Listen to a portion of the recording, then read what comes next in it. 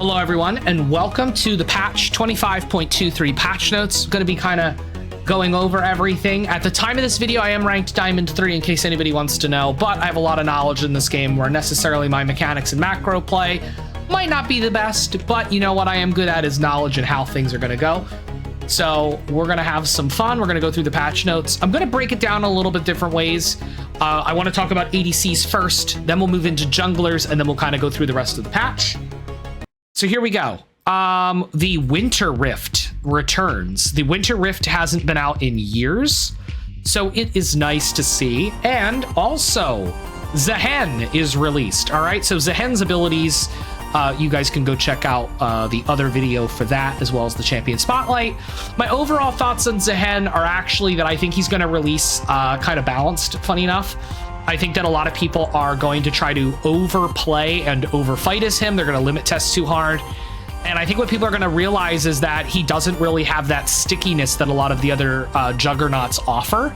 And where he gets a lot of this bonus AD is also going to require him to get giant AD items, making him squishier than most of the other bruisers. I think once the Zaahen players start to find a build, which might be like 4 weeks from now, we'll start to see Zaahen tapped down a bit, but I think he's just going to release slightly strong. So my overall thoughts are that Zaahen will release in A tier. I do not think he will be overpowered, but we'll see how he lands in the patch. All right. There's an Arcane anniversary stuff going on. So for those of you Arcane lovers, you're going to be seeing everything here. And yeah. Linking penalties across accounts will now finally begin. All right. We are now going to get into the champions. I'm going to do this out of order. So for those of you that are watching right now, this is going to be completely out of order. So these are not in the order that you're going to see in the patch notes. We're going to go junglers first, then ADCs, and things from there. All right. So we're going to start with Aatrox because Aatrox is the first jungler to be changed. So Aatrox is not normally a jungler. He's a top laner.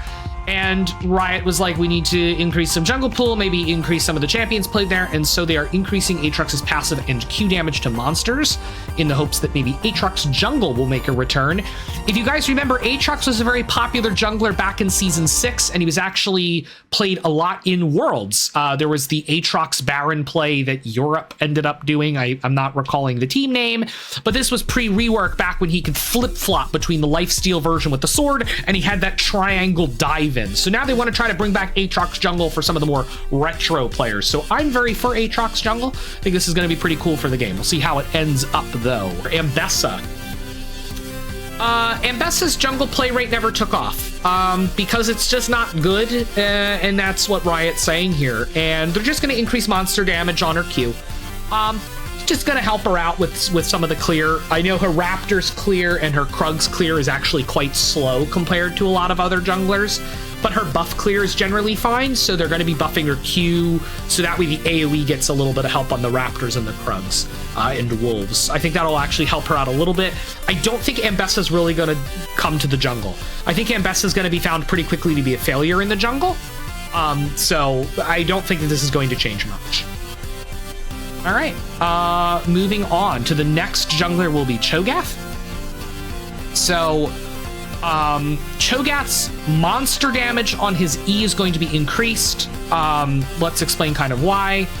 So essentially what they are doing is they're saying to Cho'Gath players, hey, you used to be able to jungle many years ago, like 10 to 12 years ago, and now they want Cho'Gath to come back. And so what they're doing is they're saying, hey, you used to be able to get bonus minion damage, or excuse me, bonus monster damage to the camps with your E, and it would scale based on the max health of whatever you were hitting. Now they're going to make it to where there's actually a flat number of monster damage based on your E rank. So for anybody that was playing Cho'Gath jungle not maxing E, this is a nerf. Very slightly. For anybody that is maxing E, major buff. I did the math on it. It's something like you lose like 4 damage or something if you max your W first. I don't know any Cho'Gath player that maxes W first in the jungle anyway, but if there is one out there, just fair warning, you might notice a slight nerf. That's it. Okay. Dr. Mundo. All right, so Dr. Mundo is getting a set of changes due to a bug. I'm including this in the jungle changes because potentially it could be a jungler. Don't know. There is Mundo jungle, there's Mundo top. It was played in Worlds, so I'm including him in this note. His E is getting the attack damage from max health increased because there was a bug where he was getting the wrong value at the wrong HP. I still think this is an overall nerf though, but unsure. It's a little weird because they're saying that his max damage was actually at 70%, or excuse me, at 30% missing health instead of 70% missing health. But therefore, you've got this large window that you're only getting 0.4% AD back. Not 100% sure if that's going to be good. I think that's going to be an overall nerf for Mundo. We'll see how it lands. I think his win rate's going to go down about 1 to 1.5%, but we'll check him out and we'll kind of tune back in with a couple days after the patch to see how he's doing. Fizz is getting jungle changes. Fizz is winning an appropriate number of games in mid, but he's feast or famine. Very true. So they're now going to try to enable jungle Fizz. And to do that, they're going to take his passive and now say that it's going to be increased versus monsters. So Fizz will take less damage in the jungle. His W is going to make him deal extra damage to monsters. And then, for some really weird reason, they're nerfing Fizz's ult cooldown, but returning it base armor. This will make Fizz's levels 1 to 5 a little stronger in mid, and will actually make him slightly better into the Zeds and Yones and Yasuos that you might see. But overall, I think this is a big kick in the face to Fizz players. If I was a Fizz main who played Fizz mid, I would be angry that they're going to nerf my champion to try to enable it in the jungle. I would be very upset. I am not happy with these Fizz changes. As a person who plays AD carry, I'm not happy with these Fizz changes. Not because I think he's going to be a good jungler, but because I literally think you've nerfed his mid lane too hard, actually. I'm very upset about that. I think that's quite sad. I'd like to see Fizz be a little bit more viable. We think Jayce jungle is a bit of a long shot. A bit of a long shot. It's a huge long shot. But there's a chance he's got a real player base in this role, so we're delivering buffs to make his first clear more comfortable and watch to see how new players are interested. I think this is a huge miss. I don't think this is going to do anything, but hey, try it out, see what happens.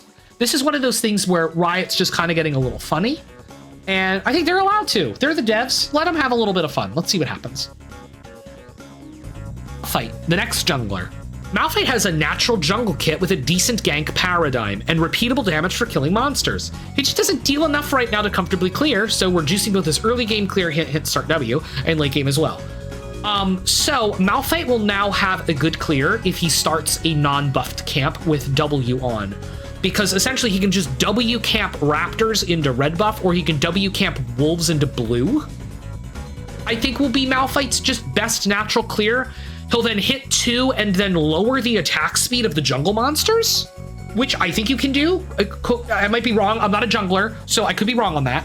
But I think this will actually Malphite's clear good. I think where Malphite will struggle though is Malphite will not have major objective control, and because of Malphite's like major all-in button that makes him super committal, I think he's gonna struggle a bit more than champions like Rammus and Sejuani that have natural out paths if they make mistakes. And similar to like Nautilus and Maokai, where like they can also get out once they go in, Malphite doesn't really have that. Malphite is once you go in, it's over kind of thing. If you're a Malphite player that wants to play him jungle, I think it could be good. But I don't think this will help other people start to pick up Malphite. That's what I want to say. There we go. This one made no sense. Ornn is a viable top laner. We think he could also shine in the tank jungle roster, so we're buffing some of his monster damage camps.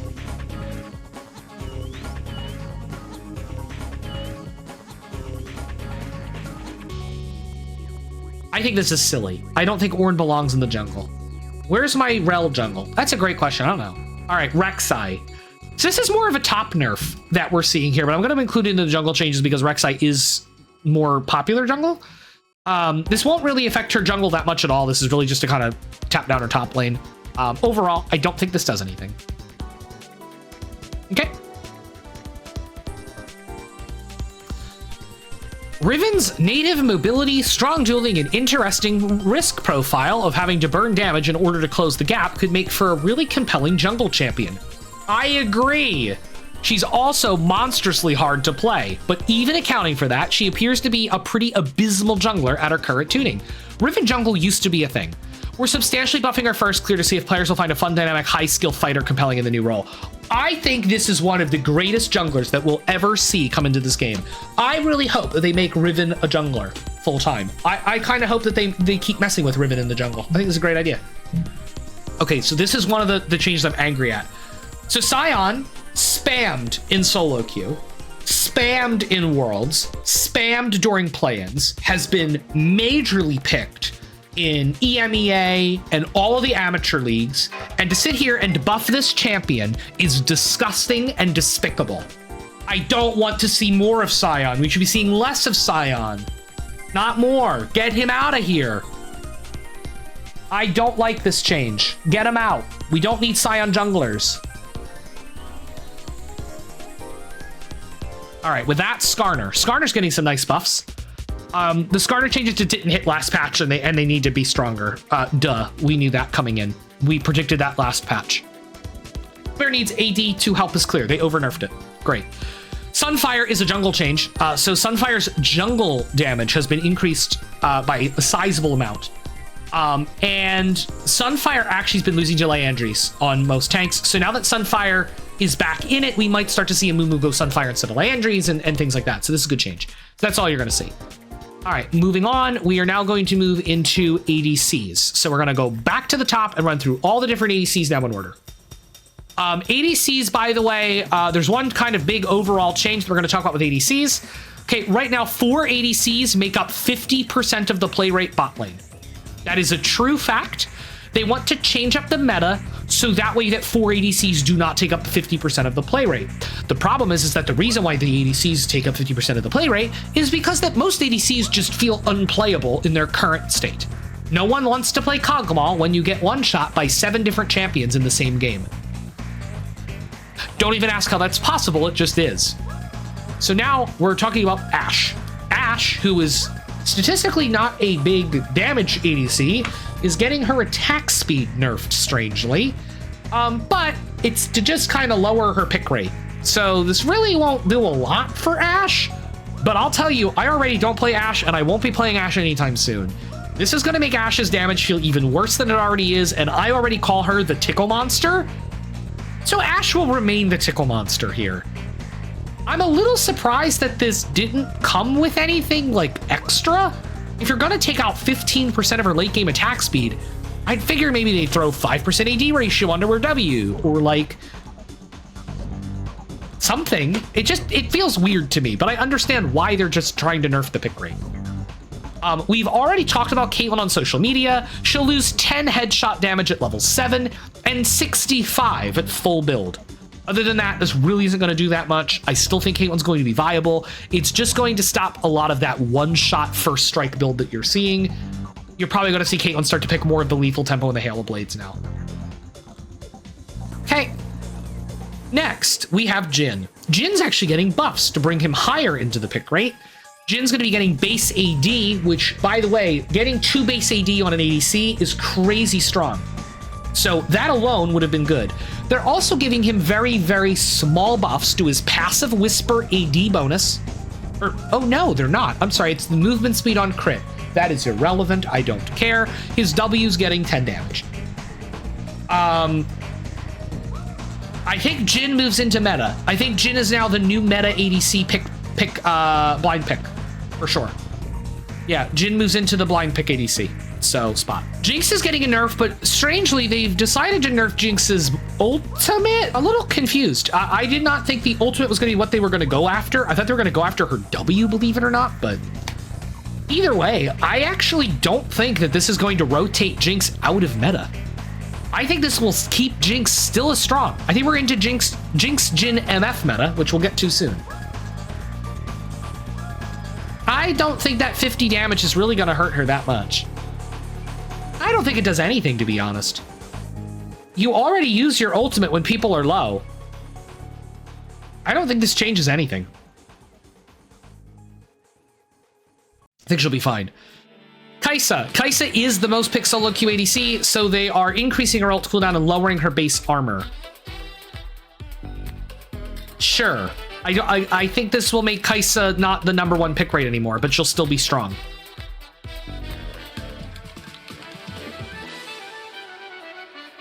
let's talk about our newest ADC. Oh, I'm sorry. Did you think I misspoke? No. Let's talk about our newest ADC. That's right. Mel is no longer a support and is now in the carry role because they decided to buff her passive to where basically the auto hits like a ADC's auto attack after you throw one ability. Yeah, get ready for Lichbane Mel, everyone. This is very scary. Wow. Yeah, so that's my opinion. All right, MF. MF gets a buff that is very minimal, but still a buff indeed. So we'll see what happens. I think MF still's meta. I think MF will move into one of the top slots. And then I think we only have, yeah. Tristana's a little underrepresented and could do with a small buff. Well, the problem is, no offense, but Tristana's just bad late game. So nobody wants to play Tristana at 4 items. Tristana's still just too strong early. Her late game still feels overly hit because of her passive. I'm sorry, but it just does. It's just weird. Like, I'll tell you, as an ADC player, like, her Q cooldown is still too long to where I'm forced to go Navori.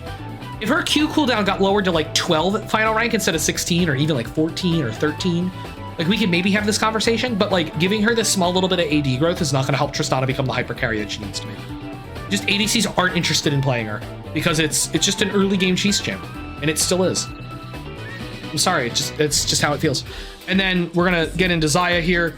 Xayah placebo buff out the ass. Xayah is already so disgusting. This is just placebo so that people remember she exists. And Zeri, it's tough to tell what movement speed per stack does. We'll need to see. I'm not gonna make any comments on Zeri because I'm actually so unsure of what this will do. We'll start with Ahri. Ahri needs more pick potential, needs a buff because her pick potential is too low. So they're going to be upping her W damage. So that way she can actually take out appropriate targets when she makes a pick using Charm, which will now make it better to use this for the pick. Great. Loving. Our next non-ADC, non-jungle change is really far down. We're going all the way to Hwei, which is kind of weird that Hwei comes alphabetically after Kaisa and before Malphite. I'm not sure why that happened, but okay. Hwei's a well-performing mid laner who has low-quality gameplay when he can simply throw out QE and clear waves with little effort. Thank you! We'd like to weaken his access to non-committal wave clear by nerfing that output. As the intended rank 5 magnitude would mark an over-nerf, we're partially compensating him with an AP ratio buff. These changes will still result in that reduction in power and should open up for more room in the laning phase interactivity. I also predict that Hwei will stop building Blackfire Torch Liandry's because of this change. So Hwei's getting a massive nerf to QE Molten Fissure. 70 damage, which means to make up for this, because of the AP ratio change, you're going to need 700 ability power to actually allow your QE to deal buff damage. Meaning, Blackfire Liandry's is not even going to get you close. So you are going to need some crazy builds to get that number back. You're going to need Blackfire, Shadow Flame, Horizon Focus, and a Death Cap to even hit the QE Molten Fissure damage that you see now. So new builds coming through. All right. And we now have the last change of the patch. Swain, I think. Oh no, we've Swain and then Vladimir. So Swain's just not weak. They want to say that Swain is weak, but I think just a lot of people forget that this champion exists, excuse me. So guess what? They're going to buff him. They're going to buff him. They're going to give him a placebo buff of 10 damage and lowering the mana cost by 10. It doesn't do anything. I'm just being honest. And then finally, Vlad loses 7 health and 3 armor to get him out of top lane. Done. Also, the number 607 makes it uncomfortably easy to type 67, 67, and we just can't have that. Get it? Because the 0 and the hyphen are next to each other. 67, 67. You're welcome, Riot. All right, and with that, we have the patch.